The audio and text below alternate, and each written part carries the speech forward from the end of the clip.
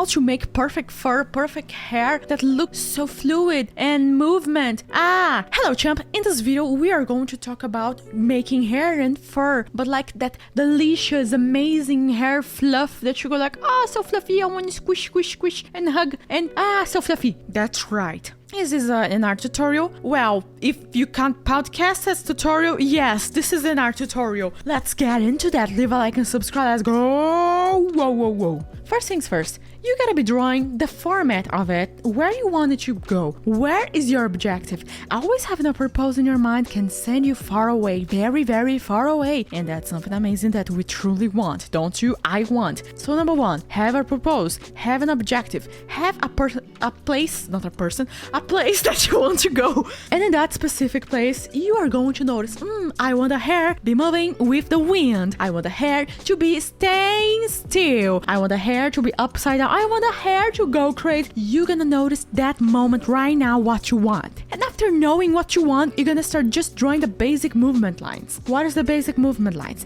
Does it mean that I gotta be doing the smallest lock of hair moving to the opposite side and not making any sense? No! Right now, you are going to make the movement of the main gigantic locks of hair, the main hair overall. Like in this picture, everything is moving a little bit to the right, not to the left, to the right. It means that my big hair, okay, is going to the right direction, even if it's the upper area of the head or it's the lower area of the head. No matter how long that hair is, it's going to the right direction because there's something called wind, and wind can affect us a lot. Especially hair and fur, heck yeah.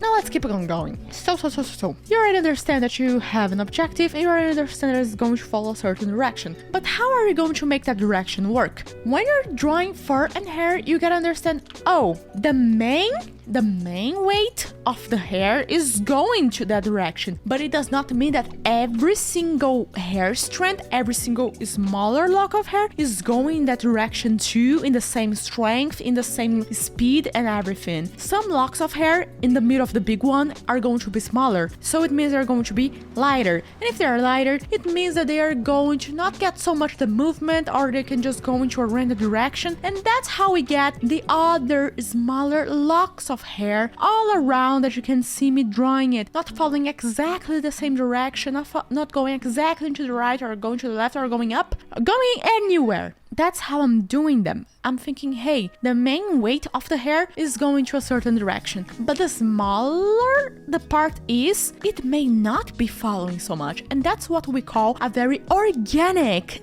extremely organic hair. That's right, not robotic hair. No one here is drawing robotic hair. I'm watching you, champ. I trust you, champ. Mamma mia. You cannot go and draw robotic hair. Can I trust you to not draw robotic hair? I trust you, champ, to not draw robotic hair. Let's keep on going about hair. After you separate and understand there's some organic parts, and once you understand there's going to be smaller locks of hair that may not or may follow the main direction, you understand, may one goes. Smaller ones, maybe not, and even smaller ones, not at all.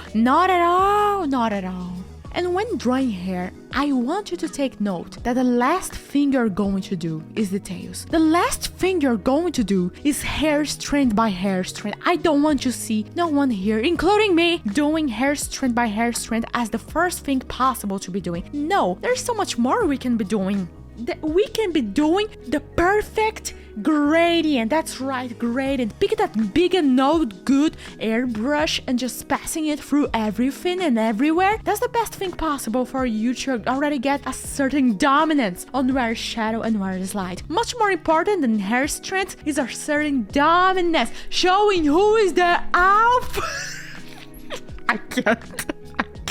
Show it, and after you show it, you're gonna understand that your hair is going to look even more like hair just because you separated shadows and light. And I'm not talking only basic shadow and light, I'm talking occlusion shadow, ambient shadow, casted shadow and ambient shadow, casted light, ambient light and just light from reflection, just light from relight, other types of light, okay? I need you to be thinking of each one of those types, but add them slowly. Just think of the basic ones first, and then you go and add another one, and then another one, and then another one. The more you separate into easier, simple, step-by-step way to follow, the more your brain can process in a good way and keep on doing even a better progress. So let's talk about this painting. I made the full main area of the face darker. The hair is darker, you can see that. But when you go into the corners, anything closer to the blue sky, you can see it's brighter. But especially to the right side, there is like some kind of sunlight, I don't know what, but there is a sun in the right upper direction. And seeing that, we can understand, oh, not so much shadow in that side. And by not doing so much shadow in that specific side, you can already see there's forming a view, there's forming an ambient situation.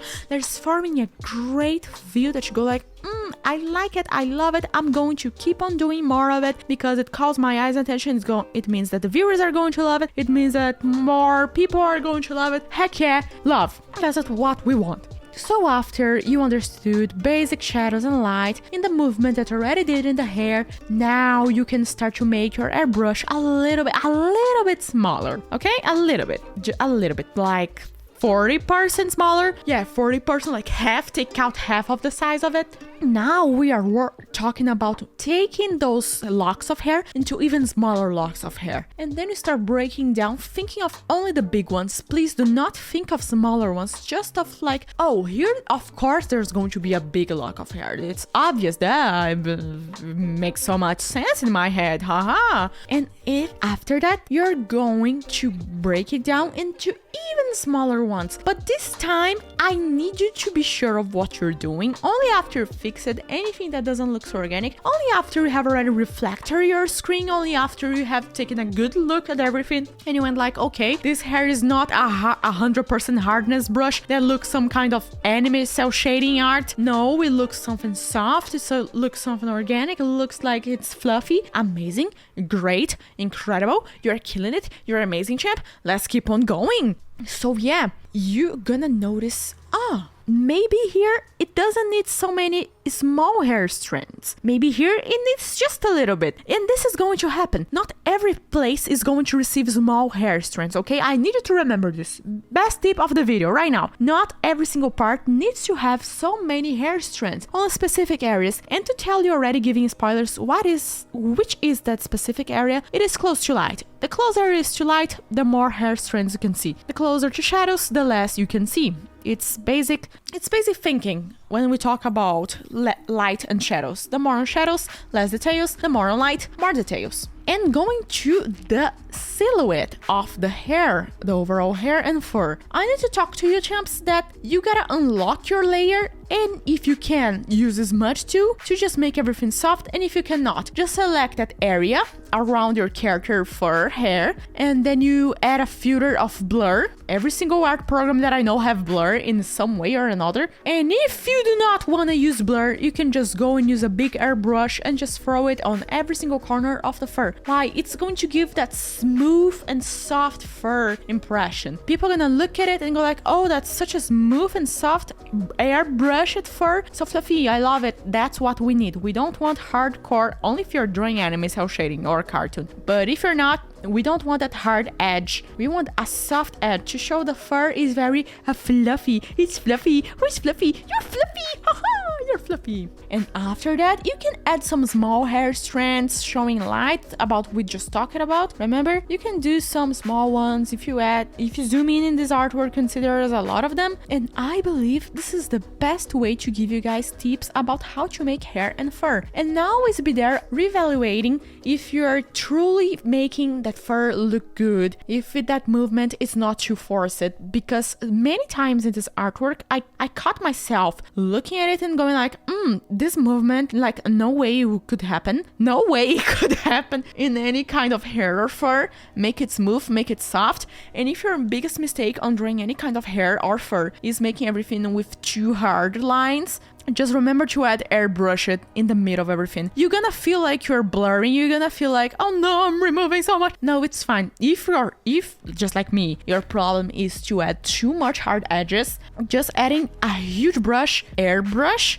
you are going to make everything look cozy and amazing and fluffy. I added so much airbrush after adding the tails because I noticed that I have overdone it, and it's normal when you love doing the tails to overdo it. So always take that moment to go like, am I overdoing it? And then you go there, do some airbrush work, just literally clicking with a bigger brush and low opacity and making everything vanish just little by little, so everything can go well together. And that's what it means to create a nice gradient. You like gradient? I love gradient. Gradients are extremely important. Now stop using those, okay? You're amazing, champ. And I'll be seeing, haha, the video didn't end. Not while you didn't comment on this video what you want to see more in this channel. What are you waiting for, champ? Come on, go there and comment in the comment section. What do you want to be seeing here? Is it art feedback? Is it some kind of event? Oh, by the way, we're going to have an event at the end of the year. But tell me, I want to interact more with you guys. I want this community to grow even more. And now I'll be seeing you in the next one. If you want to learn art with me, I'll unpack link in the description. My biggest cloud system with all the artworks that I have done, full-time process, art tutorial, more than 100 art tutorials, and performance videos, stretch videos, and everything that I can offer. All the love, all the peace, and I'll be seeing you in the next one. Bye-bye!